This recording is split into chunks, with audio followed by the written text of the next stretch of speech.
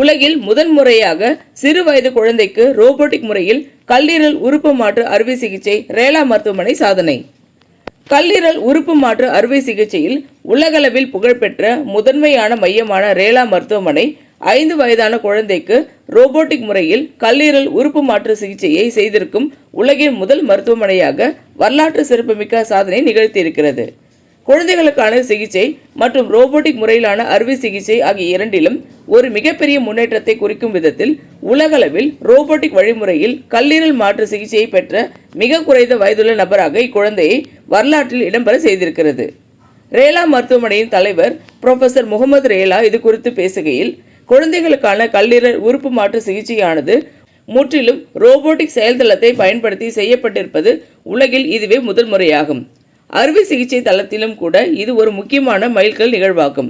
சிறு இரத்த நாளங்களை நுண்ணோக்கியின் மூலம் தோற்றத்தை பெரிதாக்கி நுட்பமாக தையலிடப்படும் ஒரு மிக சிக்கலான அறுவை சிகிச்சை இது.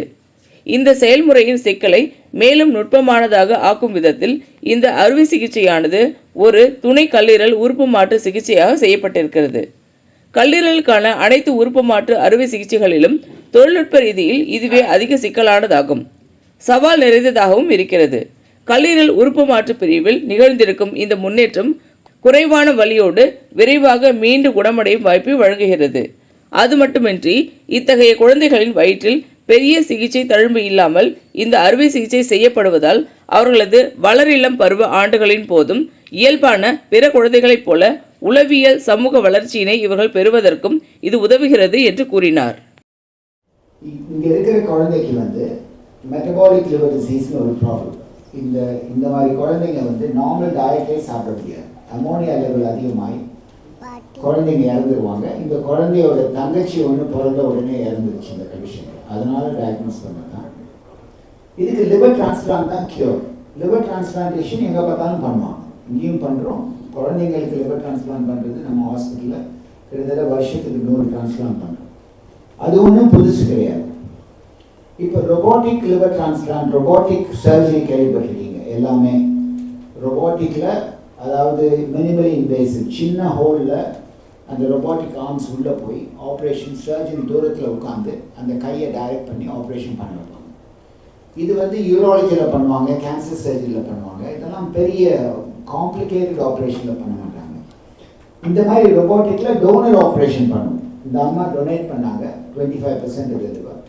அந்த லிவரை எடுக்கிறதுக்கு ரொபோட்டிக்கில் பண்ணுவோம். அவங்களுக்கும் ஸ்கார் இல்லாமல் பண்ணோம். ஆனால் லிவர் டிரான்ஸ்பிளான்ட் அந்த பொறுத்துற ஆப்ரேஷன் இருக்கு பாருங்க, அது ரொம்ப காம்ப்ளிகேட்டட் ஆப்ரேஷன். அந்த ஆப்ரேஷன் இது வரைக்கும் உலகத்தில் ரொபோட்டிக்காக பண்ணலை. குழந்தைங்களுக்கு பண்ணுது. அடல்ட்ஸ்க்கு சவுதி அரேபியாவில் பண்ணியிருக்காங்க. குழந்தைங்களுக்கு உலகத்தில் இது வரைக்கும் லிவர் டிரான்ஸ்பிளான்ட் ஆப்ரேஷன் ரொபோட்டிக்காக பண்ணதில்லை. இந்த குழந்தைங்களுக்கு தான் முதல் முறையாக உலகத்திலேயே ரொபோட்டிக் லிவர் டிரான்ஸ்பிளான்ட் பண்ணியிருக்கோம். அதை சொல்கிறதுக்கு தான் இந்த ப்ரெஸ் கான்ஃபரன்ஸ். இந்த குழந்தைக்கு இந்த சார் சொன்ன மாதிரி மெட்டபாலிக் டிசீஸ் இருந்தது. ப்ரோட்டீன் சாப்பிட முடியாது. நம்ம சாப்பிட்ற சாப்பாட்டில் எவ்வளோ பண்ணால் 10ல் 1 பங்கு கூட இந்த குழந்தையால சாப்பிட முடியாது. அந்த அளவு சாப்பிட்டாவே அமோனியா அதிகமாகிட்டு மூளை வீக்கமாகிடும், ஃபிட்ஸ் வந்துடும். ஸோ ஹாஸ்பிட்டலில் அட்மிட் பண்ணுற மாதிரி இருக்கும். ஸோ இந்த பிரச்சனைனால குழந்தைய ஸ்கூலுக்கு அனுப்ப முடியாது. டெவலப்மெண்ட்டை அடிக்கடி இந்த அமோனியா அதிகமாக இருக்கும்போது அவங்க மூளை வளர்ச்சி சரியாக இருக்காது. ஸோ இந்த குழந்தைங்க நார்மல் குழந்தைங்க மாதிரி இருக்க மாட்டாங்க. ஸோ இவங்களோட மூளை வளர்ச்சியும் கம்மியாக இருக்கும். ஸோ இதை மாதிரி கண்டுபிடிக்கும் போது கல்லீரல் லிவர் டிரான்ஸ்பிளான்ட் பண்ணோன்னா இந்த அமோனியா நார்மல் ஆகிடும். அதுக்கப்புறம் இந்த குழந்தைங்களோட மூளை வளர்ச்சி, நார்மல் வளர்ச்சி, நல்லா காலேஜுக்கு போகிறது, படிப்பு எல்லாமே சரியாயிடும். ஸோ இந்த ரோபோட்டிக் சர்ஜரியில் என்ன அட்வான்டேஜ் மற்ற குழந்தைங்களுக்கு மற்ற ஆப்ரேஷனோட பார்த்தீங்கன்னா, யூஸ்வலாக ஒரு டிரான்ஸ்பிளான்ட் பண்ணனா குறைஞ்சது 14 நாள்லேருந்து 21 நாள் ஹாஸ்பிட்டலில் இருக்கிற மாதிரி இருக்கும். பட் இந்த ரோபோட்டிக் சர்ஜரி பண்ணதுனால இந்த குழந்தை ஒரு 3வது நாளே எழுந்து நடக்க ஆரம்பிச்சிட்டாங்க. 7வது நாள் டிஸ்சார்ஜ் பண்ணிட்டோம். ஸோ இந்த hospital stay has been shortened so much that the child was discharged home on day 7. Like even like a normal ஒரு நார்மல் சர்ஜரி பண்ண ஒரு கோலிசிஸ்டெக்டமி பண்ணால் கூட அதோட அதிகமான நாள் ஹாஸ்பிட்டல் ஸ்டே பண்ணுற மாதிரி இருக்கும். So this child was discharged after a major liver transplant surgery just 7 days. இப்போ பார்த்தீங்கன்னா குழந்தை எல்லா விதமான ஆகாரத்தையும் சாப்பிட்றாங்க. So parents are so happy that the child can eat everything. இதுக்கு முன்னாடி சாப்பிட முடியாத பொருள், ஏன்னா பார்க்க தான் முடியும். பேரண்ட்ஸ் சாப்பிடும்போது வந்து குழந்தை வந்து கேட்டால் பேரண்ட்ஸால் கொடுக்க முடியாது. ஸோ பேரண்ட்ஸும் வீட்டில் சாப்பிட மாட்டாங்க. So இப்போ வந்து they are so happy that the child can eat normally, and development wise they can see the change. It's bright, alert, recognizing everyone, and the parents feel that they are extremely happy about it. Rajesh is our robotic surgeon. He is going to say how it is complicated to do it in a child. Adults in the robotic surgery பண்ணுவாங்க. Speak in English. So in robotic surgery, the advantage is we put gas in the abdomen and then we have a lot of space, especially in adults, so that we can do the surgery easily. But the main problem or the difficulty that we faced is in a child that too with a small tummy like abdomen, it is very difficult to maneuver your robotic arms, to move your robotic arms in, and to do such a complex procedure in robotic is literally like unheard. Obviously this is the first time, so it's a big landmark, a benchmark surgery in the liver transplantation. And children obviously they would benefit the most because they are going to be there for long, and then for them to not have a scar, nothing like that. I think that's the best thing about it. First of all, thank you so much, Leela sir. What you have done, that was a miracle for us.